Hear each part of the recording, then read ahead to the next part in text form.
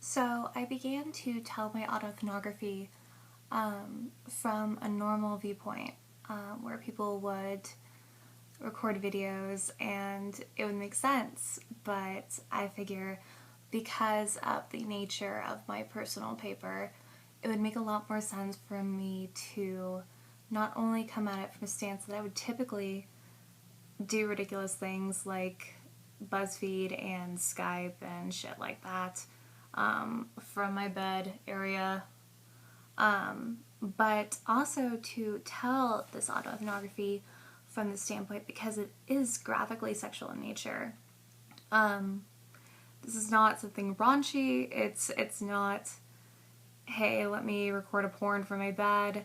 It's that communication scholarship is so much to do with my personal life, in regards to how I developed as a human being and the complications that I have really had to steer in a different direction to formulate this life that I have. I'm not being terribly eloquent because it's 2 a.m. and this is a new mission of mine to start recording some of my writings via video, because just sound I don't think quite, it doesn't embrace all of the emotion that some of my writings will invoke in me. And in autoethnography in particular, that's really important to gauge these certain reactions that come from the author. I think that's probably why it's so important to go to conferences and to really see this brilliance that comes from autoethnography. There is a conference at ASU coming up very soon.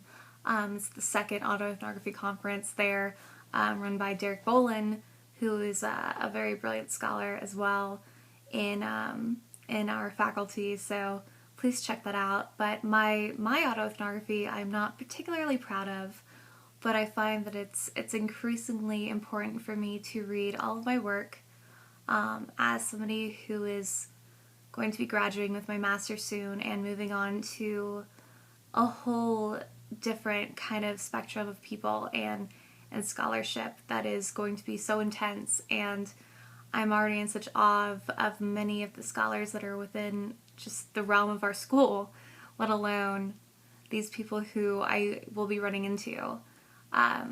So I'm really excited. And I'm saying a lot because I get nervous in front of video, I'm sorry. But my autoethnography is called the nice girl, naughty girl dichotomy, which is all about my personality being not only the good that you see, but also the bad that you see, and these internal struggles within this sexual myriad that I claim in my own life. So it's very underdeveloped at this point, and I hope to improve upon it. I did not do the best of jobs at the end of last year. This is something that I developed way too fast because I was going through, honestly, something that I should have realized was was really perfect for my research. Going through a really, really bad kind of triangle of love between myself, 2 women, and 1 man. And it wasn't just a sexual premise. It was something that was very intense and emotional, and was based mostly around friendship. But these emotions evoke from scholarship and intense feelings and all these beautiful things that come with people's personalities that sometimes you can't pretend aren't there. And unfortunately, I am one to play the villain in these relationships, which is not good by any means, but it happens to me. And I've grown a lot in the last year, and I think that's another purpose of reading these writings, to understand why I am the way I am. So I hope to expand upon this research, and hopefully you will enjoy it.